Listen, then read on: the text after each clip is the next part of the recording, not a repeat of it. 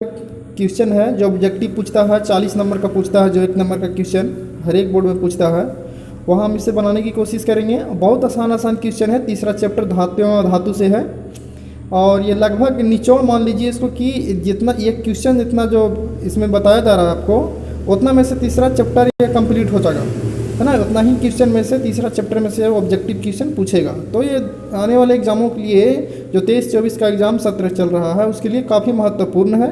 ये ध्यान से समझें। चलिए देखिए कहता क्या है। अम्लगन एक मिश्र धातु है जिसमें एक धातु हमेशा रहता है। अम्लगन एक मिश्र धातु है जिसमें एक धातु हमेशा रहता है, तो कौन रहता है? इसका आंसर हो जाएगा सी, पारा। अब आगे चलते हैं। देखिए ये दूसरा क्वेश्चन क्या कहता है, निम्न में से कौन सा पदार्थ ऑक्सीजन से संयोग नहीं करता? कौन सा पदार्थ ऑक्सीजन से संयोग नहीं करता? तांबा है, गोल्ड है, जिंक है, पोटेशियम है ना। तो सारे जो उतने भी हैं, तांबा कर लेता है ऑक्सीजन से संयोग, जिंक भी कर लेता है, पोटेशियम भी कर लेता है। गोल्ड एक ऐसा है जो ऑक्सीजन के संपर्क में आने से प्रभावित नहीं होता। तो सही आंसर इसका कौन है? गोल्ड है। अब आगे चलते हैं। कौन विद्युत का सर्वोच्च सुचालक है? विद्युत यानी कि करंट, जिसमें से धारा प्रवाह करंट आसानी से सबसे बढ़िया हो, इसका प्रतिरोध कुछ ना हो, जड़ शून्य ना हो, है ना। तो कौन सा विद्युत का सर्वोच्च सुचालक है? यानी दिया हुआ ऑप्शन में देखिए, पहला में है कॉपर, दूसरा में है एजी यानी सिल्वर, तीसरा में एल्युमिनियम और चौथा में है एफी फेरस। अब देखिए कॉपर माने तांबा हो गया, सिल्वर, ये जो एजी है सिल्वर, ये सिल्वर में सबसे अधिक सुचालक होता है। ये विद्युत का सुचालक सबसे अच्छा माना जाता है किसको? सिल्वर यानी चांदी को।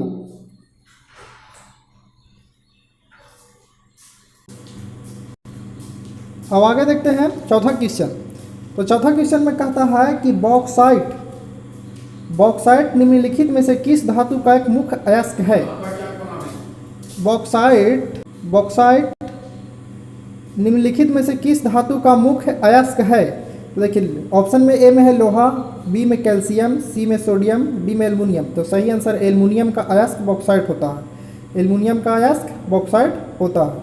ये हमारा सही आंसर है। चलो आगे बढ़ते हैं। इंपॉर्टेंट क्वेश्चन है, ध्यान से देखिएगा। अब आगे देखिए क्या कहता है। कहता है निम्नलिखित यानी निम्नांकित में कौन उप धातु है? निम्नांकित में कौन उप धातु है? फेरस है, कॉपर है, निकेल एनआई है, ये तो एसबी है। देखिए इसका सही आंसर कौन सा हो जाएगा? इसका एसबी हो जाएगा। एसबी एक उप धातु है ना। अब आगे चलते हैं। अगला क्वेश्चन कहता है शुद्ध सोना को व्यक्त किया जाता है कितने कैरेट में? 22 कैरेट का होता है, 24 कैरेट का होता है, 20 कैरेट का होता है, 12 कैरेट का होता है। तो सही आंसर इसका है 24 कैरेट का शुद्ध सोना माना जाता है ना। ये बहुत आसान क्वेश्चन है, लगभग पूछता है एग्जाम में, हर एक साल पूछता है, पर प्रत्येक वर्ष ये क्वेश्चन पूछता है। अब आगे चलिए। 7वां क्वेश्चन है, पीतल एक क्या है? पीतल एक धातु है, अधातु है, मिश्र धातु है या उप धातु है? तो पीतल एक मिश्र धातु है, कई धातुओं को मिला करके इसमें बनाया जाता है। तो इसमें देखिए पीतल एक मिश्र धातु है। आगे चलते हैं। 8वां क्वेश्चन, निम्नांकित में से किसे चाकू से आसानी से काटा जा सकता है? निम्नांकित देखिए लिथियम, कैल्शियम, कॉपर, आयरन, ये तीनों को चाकू से नहीं काटा जा सकता। ये लिथियम को चाकू से आसानी से काटा, लिथियम है और सोडियम है और पोटेशियम है, तीनों को काटा जाता है। लेकिन ऑप्शन में तो नहीं था, लिथियम है, इसलिए लिथियम को चाकू से आसानी से काटा जा सकता है। अब आगे की ओर चलते हैं। 9वां क्वेश्चन क्या कहता है? तो 9वां क्वेश्चन कहता है कि निम्न में से कौन आयनिक यौगिक होते हैं? निम्न में से कौन? ऑप्शन में methane, carbon dioxide, CaCl2, calcium chloride, NH3 ammonia है, दिखाया गया है यहाँ पे। तो सही आंसर कौन हो जाएगा हमारा? CaCl2। CaCl2 क्या है ये? तो ये आयनिक यौगिक है ना। आयनों का आबंध दोनों के बीच में बना हुआ होता है। अब आगे चलते हैं। 10वां क्वेश्चन में क्या कहता है? निम्न में कौन अधातु है? निम्न में कौन अधातु है? फेरस, कार्बन, एल्युमिनियम और ये देखिए, तो सही आंसर है इसमें कार्बन। कार्बन एक क्या है? अधातु है ना। इस तरह से हम आगे क्वेश्चन देखते हैं। 11वां क्वेश्चन क्या कहता है? क्वेश्चन नंबर 11 कहता है कि सक्रियता श्रेणी में हाइड्रोजन के ऊपर के धातु इसमें कौन है? यानी अम्लों से अभिक्रिया अम्लों से अभिक्रिया कर हाइड्रोजन आयन बनाते हैं। सक्रियता से हाइड्रोजन के ऊपर के धातु अम्लों से अभिक्रिया कर हाइड्रोजन आयन बनाते हैं। अम्लों से अभिक्रिया कर हाइड्रोजन गैस बनाते हैं या साधारण ताप पर जल से अभिक्रिया करते हैं, इनमें से कोई नहीं। तो इसका ऑप्शन बी हो जाएगा, सही आंसर बी है, यानी अम्लों से अभिक्रिया कर हाइड्रोजन गैस बनाते हैं। ये हो गया हमारा आंसर। इंपॉर्टेंट क्वेश्चन है, आइए आगे देखते हैं क्या कहता है क्वेश्चन। कहता है कि उच्च विद्युत धनात्मकता के कारण धातु के परमाणु कैसे, उच्च विद्युत धनात्मकता के कारण धातु के परमाणु धनायन बनाते हैं, किरीनायन बनाते हैं, उदासीन आयन बनाते हैं, सहसंयोजक आयन, अबंध आयन बनाते हैं। देखिए तो उच्च विद्युत धनात्मकता के कारण धनात्मक बनाते हैं। क्या बनाते हैं? धनात्मक। हमारा आंसर ए हो जाएगा इसका। अब आगे चलते हैं, क्वेश्चन नंबर 13 में क्या कहता है। कहता है धातु के ऑक्साइड सामान्यतः होते हैं, यानी कैसे होते हैं। धातु के ऑक्साइड कैसे होते हैं? अम्लीय होते हैं या क्षारीय होते हैं, उभयधर्मी होते हैं, उदासीन होते हैं। देखिए धातु कैसे होते हैं? क्षारीय होते हैं। धातु के ऑक्साइड क्षारीय होते हैं और अधातु के ऑक्साइड अम्लीय होते हैं। तो धातु के ऑक्साइड याद रहे, धातु के ऑक्साइड क्षारीय होते हैं, यानी क्षारकीय होते हैं। क्वेश्चन नंबर आगे चलते हैं हम 14 में। अयस्क से चुंबकीय अशुद्धियों को दूर करने के लिए जो विधि प्रयुक्त की जाती है उसे हम क्या कहते हैं? हाथ से चुनने की विधि, गुरुत्व पृथक्करण विधि, फेन प्लावन विधि या चुंबकीय पृथक्करण विधि। हमारा सही आंसर हो जाएगा बी वाला, गुरुत्व पृथक्करण विधि द्वारा अयस्क से चुंबकीय अशुद्धियों को दूर किया जाता है। क्वेश्चन नंबर हम चलते हैं कहाँ? 15 में।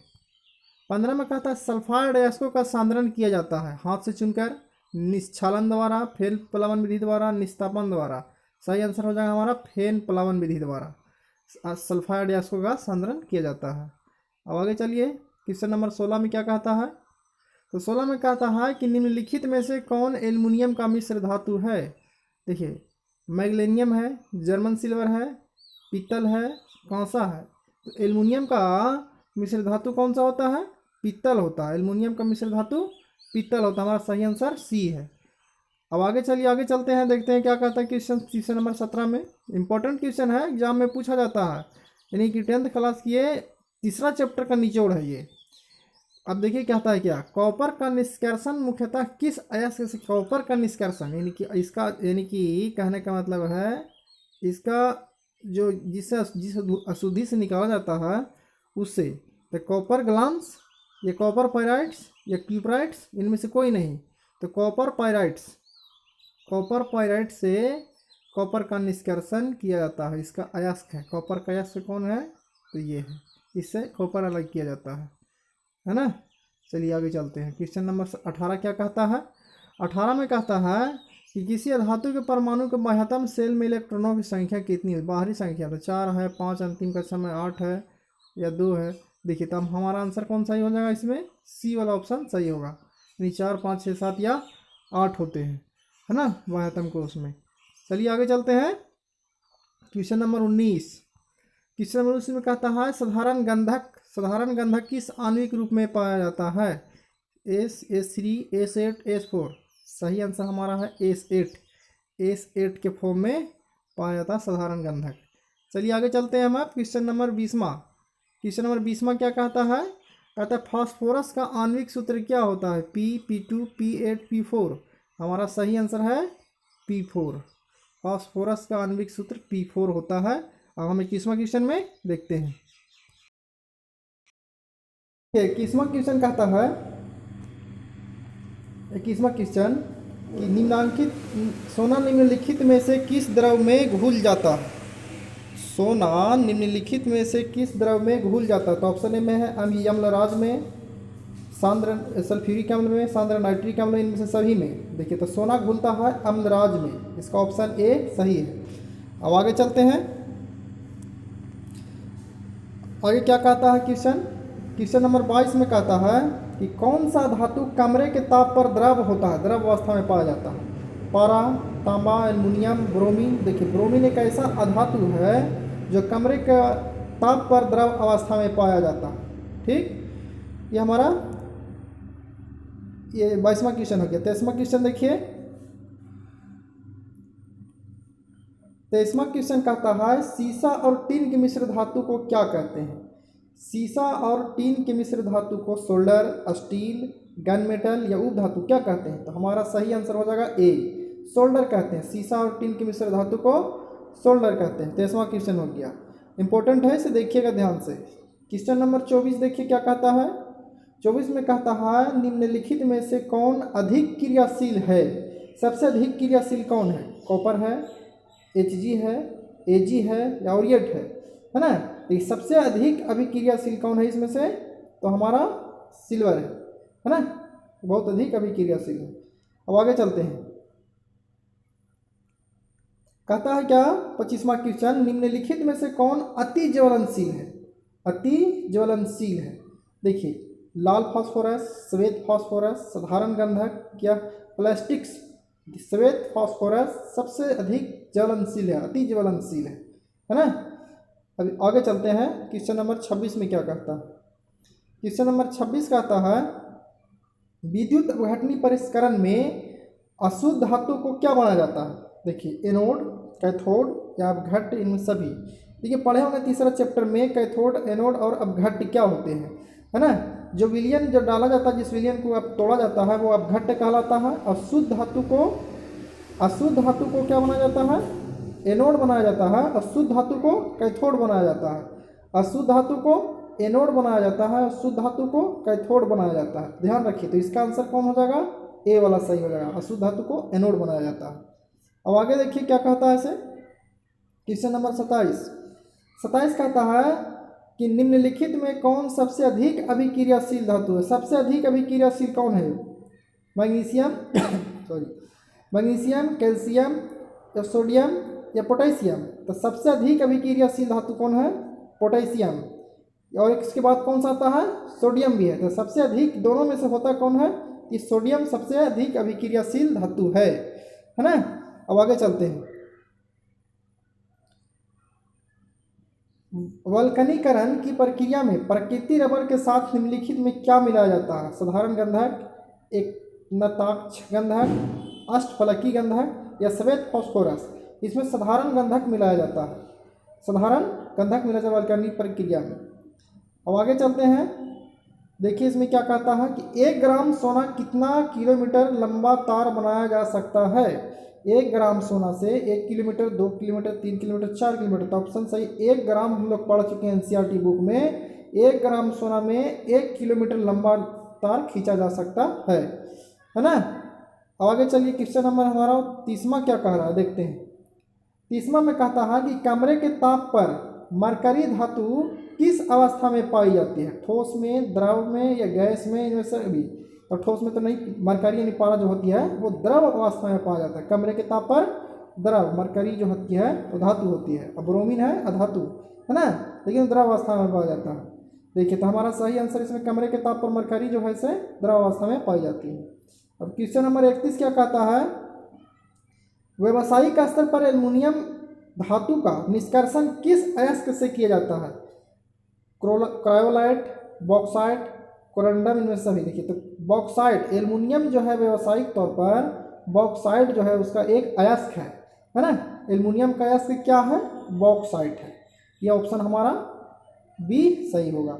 अब 31वां क्वेश्चन हो गया ये। क्वेश्चन नंबर 32 देखिए क्या कहता है इसे। क्वेश्चन नंबर 32 कहता है लोहे के निष्कर्षण में चूना पत्थर कैल्शियम सिलिकेट एक यौगिक बनाता है। यह यौगिक क्या कहलाता है? भर्जन कहलाता है, परगलन कहलाता है, द्वारक कहलाता है या धातुमल कहलाता है? यानी लोहे के निष्कर्षण में चूना पत्थर कैल्शियम सिलिकेट एक यौगिक बनाता है जिसको हम क्या कहते हैं? धातुमल कहते हैं। क्या कहते हैं? धातुमल कहते हैं। क्वेश्चन नंबर आगे देखिए 33 देखिए। 33 कहता है, क्वेश्चन नंबर 33 में कहता है कि किसी तत्व के गुणधर्म 2 या 2 से अधिक विभिन्न रूपों में प्रस्तुतिकरण तत्व की क्या कहलाती है? तो 2 या 2 से अधिक गुणधर्म होता है और प्रस्तुतिकरण की तत्व क्या कहलाती है? अपरूपता कहलाती है, समावयवता कहलाती है या समरूपता कहलाती है या उभयधर्मिता कहलाती है? किसी तत्व के गुणधर्म 2 या 2 से अधिक विभिन्न रूपों में जब होता है ना, और प्रस्तुतिकरण की तत्व की क्या कहलाती है? समावयवता या तो उभयधर्मिता? ऑप्शन हमारा डी है सही, उभयधर्मिता कहलाती है। तो देखिए आगे चलते हैं, क्वेश्चन नंबर हमारा कितना है? 34। धातुओं की प्रकृति कैसी होती है? विद्युत धनात्मक होती है, विद्युत ऋणात्मक होती है, उदासीन होती है, इनमें से कोई नहीं। तो धातुओं की प्रकृति विद्युत धनात्मक होती है, धातुओं की प्रकृति विद्युत धनात्मक, और धातुओं की प्रकृति कैसी होती है, विद्युत ऋणात्मक होती है ना। अब आगे चलते हैं, क्वेश्चन नंबर हमारा 35 क्या कहता है। 35 में कहता है लोहा एवं इस्पात को जंग से सुरक्षित रखने के लिए उन पर किस धातु की पतली परत चढ़ाई जाती है। देखिए सही आंसर हमारा तांबा, कौन ऑप्शन में देखिए पहले, तांबा, चांदी, सोना, जिंक, किसका आप लोग देखे होंगे ध्यान से, लोहा इस्पात जो होता है, स्टील जो होता है, उस पर जिंक का परत होता है ना, जिंक का परत करके उस पर चढ़ाया जाता है ताकि वो जंग से सुरक्षित रहे। हम आगे क्वेश्चन देखेंगे, क्वेश्चन नंबर 36 कहता क्या किस रासायनिक यौगिक को गर्म करने पर प्लास्टर ऑफ पेरिस प्राप्त किया जा सकता है। ऑप्शन में है विरंजक चूर्ण को, जिप्सम को, चूना पत्थर को, कच्चा चूना को। नहीं, तो ऑप्शन हमारा है जिप्सम, है ना। CaSO4 × 2H2, जिप्सम का सूत्र होता है CaSO4 × 2H2O, ये है जिप्सम। इसको क्या किया जाता है, इसको गर्म करने पर प्लास्टर ऑफ पेरिस यानी कि CaSO4 × ½ यह प्राप्त होता है, इसको कहते हैं जिप्सम। यह प्लास्टर ऑफ पेरिस, जिप्सम है CaSO4 × 2H2O, CaSO4 × ½ हो जाता है क्या, ये प्लास्टर ऑफ पेरिस का निर्माण होता है। अब आगे चलते हैं, क्वेश्चन नंबर 37 कहता है अभिक्रियाशीलता के इस क्रम में कौन सही है। देखिए तो मैग्नीशियम है या एल्युमिनियम, जिंक, ये देखिए इस तरह से ferrous, zinc, aluminium, magnesium, zinc, aluminium, magnesium, ferrous, इस तरह से कौन है, एल्युमिनियम, मैग्नीशियम, अभिक्रियाशीलता क्रम कौन सही है, इसमें मिलाना है, अभिक्रियाशीलता क्रम कौन सही है। ध्यान से देखिए, ये वाला देखिए, कहता है जिंक, एल्युमिनियम, मैग्नीशियम, फेरस, ये क्वेश्चन, और ये क्वेश्चन को देखना है कि सही क्रम कौन सा है ना। देखिए मैग्नीशियम, जिंक, ये जो दिखाई दे रहा है यहाँ पर सी वाला ऑप्शन सही है, मैग्नीशियम, एल्युमिनियम, जिंक और फेरस, ये हमारा अभिक्रियाशीलता का क्रम सही है। अब आगे चलिए, क्वेश्चन नंबर 3 में कहता है एक्वेरिया रॉयल जल जिसको कहते हैं, किस अनुपात में सांद्र हाइड्रोक्लोरिक अम्ल या सांद्र नाइट्रिक अम्ल का ताज़ा मिश्रण होता है, यानी 3:2 में, 2:3 में, 3:1 में, या 1:3 में। तो सही आंसर हमारा है 3:1 में इसका सही मिश्रण होता है। आगे चलिए, क्वेश्चन नंबर 39 में कहता क्या है, क्वेश्चन नंबर 39 में कहता है कि अपने शुद्ध रूप में धातु की सतह कैसी होती है, चमकदार होती है, खुरदर्रा होता है, काला होता है, इनमें से कोई नहीं। तो शुद्ध जब रूप में धातु होता है तो कैसा परत होता है, इसका चमकदार होता है ना। अब आगे चलते हैं, क्वेश्चन नंबर हमारा 40 का कहता है धातु का पतले तार के रूप में खींचने की क्षमता क्या कहते हैं। मान लीजिए कोई धातु है और उससे पतले तार के रूप में जब खींचा जाता है तो उसे हम क्या कहते हैं, तन्यता कहते हैं। परिभाषा पूछता भी है, तन्यता यानी कि तन्यता किसे परिभाषित करें, तन्यता किसे कहते हैं। जब किसी धातु को पतले तार के रूप में खींचा जाता है तो उसे हम क्या कहते हैं, तन्यता कहते हैं। 2 नंबर में पूछता है, 1 नंबर में इस तरह से पूछ दिया, धातु को पतले तार के रूप में खींचने की क्षमता को क्या कहते हैं, और तन्यता लिख देता कि तन्यता किसे कहते हैं, तो ये वाला लिख देते हैं। क्या लिखते हैं, धातु को पतले तार के रूप में खींचने की क्षमता को क्या कहते हैं, ये तन्यता कहते हैं। इसको मैं यहाँ जोड़ देते, इतना काट देना था, और इसको तन्यता कहते हैं क्या की जगह पर, और इसको हटा करके क्या करते हैं, हम तन्यता लिख देते हैं। तो तन्यता, और इसको हम परिभाषा के रूप में भी लिख सकते हैं, जो पतले तार के रूप में खींचा जाता है उसको। आगे चलते हैं, क्वेश्चन नंबर हमारा 6 क्या कहता है, कुछ धातुओं को पीट कर पतली चादर बनाया जा सकता है। इस गुणधर्म को क्या, देखिए ध्यान से देखिए, उसको तो तार के रूप में खींचा गया तन्यता हो गया, लेकिन जो पीट करके किसी चादर के रूप में फैला देना किसी धातु को, उसे क्या कहते हैं हम, आघात वर्ध्यता कहते हैं। आघात मैंने मारना, पीटना, यानी पीट करके उससे क्या करना, पतली चादर के रूप में फैला देना। इस गुणधर्म को हम क्या कहते हैं, कुछ धातुओं को पीट कर पतली चादर बनाया जा सकता है, इस गुणधर्म को क्या कहते हैं, तो इस गुणधर्म को हम आघात वर्ध्यता कहते हैं। अगर दोनों क्वेश्चन दोनों साथ आता है, ये 3 नंबर का क्वेश्चन पूछता है आघात वर्ध्यता और तन्यता का परिभाषित करें आघात वर्ध्यता और तन्यता को परिभाषित करें, तो देखिए ये हम सामने आपका इसका उत्तर लिखा हुआ क्या है, कुछ धातुओं को पीट कर पतली चादर बना कुछ धातुओं को पीट कर पतली चादर बनाया जा सकता है, उसे आघात वर्ध्यता कहते हैं। जोड़ दीजिए, ये बन जाएगा इसका परिभाषा। या तो 1 नंबर में इस तरह से पूछ दिया, तो दोनों को आप जिस यहाँ पर ध्यान से खाली देखना है, दो क्वेश्चन आपको यहाँ से याद हो जाएगा। तन्यता बता दिए पीछे क्वेश्चन में, अघातवर्ध्यता यहाँ समझ में आ गया, यानी कि इसका परिभाषा ये रहा है ना। कुछ धातुओं को पीटकर पत्ती चादर बनाया जा सकता है, उसको हम अघातवर्ध्यता कहते हैं। क्वेश्चन आगे चलते हैं। 42 कहता है जो धातुएं कठोर सतह से टकराकर आवाज उत्पन्न करती है उसे हम क्या कहते हैं? तन्यता कहते हैं? नहीं। धात्विक सोनोरस? नहीं। देख लेते हैं ऑप्शन में, अघातवर्ध्यता कहते हैं? नहीं। इनमें से कोई नहीं था। ऑप्शन कौन सा हो जाएगा? सब तो नहीं बोल दिए, लेकिन एक ऑप्शन है इसमें कोई, इसको कहते हैं धात्विक सोनोरस। क्या कहते हैं? धात्विक सोनोरस। जब कोई धातु कठोर सतह से टकराता है जब धातु, तो एक आवाज उत्पन्न होता है, उसे हम धातु सोनोरस कहते हैं, धात्विक सोनोरस कहते हैं। इसे ध्वनिक सोनोरस भी कहते हैं, ध्वनिक सोनोरस कहते हैं। अब आगे देखिए क्या आता है क्वेश्चन नंबर 8 में, सबसे अधिक तन्य धातु कौन सी होती है जो बहुत लंबा खींचा जा सकता है ना? तो देखिए सबसे अधिक होता है सोना। हम पीछे पढ़ चुके हैं कि 1 ग्राम सोने से कितने किलोमीटर खींचा जा सकता है, तो 1 किलोमीटर लंबा खींचा जाता है 1 ग्राम सोने से। 1 ग्राम सोने से 1 किलोमीटर लंबा तार खींचा जा सकता है। सबसे अधिक तन्यता किसमें होती है? सोना में, है ना। तांबा चांदी में भी होती है, लेकिन बजाय इसके कम होते हैं। किसके? तो सोना सबसे तन्य धातु होती है, खींचने की क्षमता इसमें ज़्यादा होती है। अब आगे चलिए, आगे देखते हैं क्वेश्चन नंबर 9 में कहता है क्या, इनमें से कौन अधातु होते हुए भी चमकीला होता है? तो अधातु कार्बन है? नहीं है। ब्रोमीन है? नहीं है। आयोडीन है? देखिए दिमाग लगाइए और कमेंट बॉक्स में दीजिएगा है या नहीं, है ना। इनमें से कोई नहीं है तो बता दीजिए। देखिए यहाँ बता दीजिएगा, इसका कमेंट जरूर कीजिएगा। लेकिन इसका आंसर कौन है? आयोडीन, जो हमारे घरों में उपयोग किया जाता है। ये चमकदार होती है लेकिन ये अधातु है। क्वेश्चन नंबर हम आगे चलते हैं। सबसे कठोर प्रकृति पदार्थ किसका होता है? लिथियम का, हीरा का, सोडियम का, पोटेशियम का। ये आप लोग जानते होंगे। सबसे कठोर प्रकृति का हीरा होता है ना। हीरा का प्रकृति सबसे कठोर होता है। अब क्वेश्चन नंबर 11 और आखिरी देखते हैं क्या है। एल्युमिनियम पर मोटी ऑक्साइड की परत बनाने की प्रक्रिया को क्या कहते हैं? एनोडीकरण, कैथोडीकरण, दोनों इनमें से कोई नहीं। एल्युमिनियम पर जब ऑक्सीजन की परत जब बनाने की प्रक्रिया को क्या कहते हैं? तो यह कैथोडीकरण कहलाता है। क्या कहलाता है? कैथोडीकरण कहलाता है। देखिए इस तरह के क्वेश्चन लाते रहेंगे। इंपॉर्टेंट क्वेश्चन है, काफ़ी अच्छा क्वेश्चन है, याद कीजिएगा। इसे एग्जाम में पूछा जाएगा यहाँ से। और हम ये अगला वीडियो में हम सब्जेक्टिव क्वेश्चन लाने की कोशिश करेंगे। तब तक के लिए जय हिंद।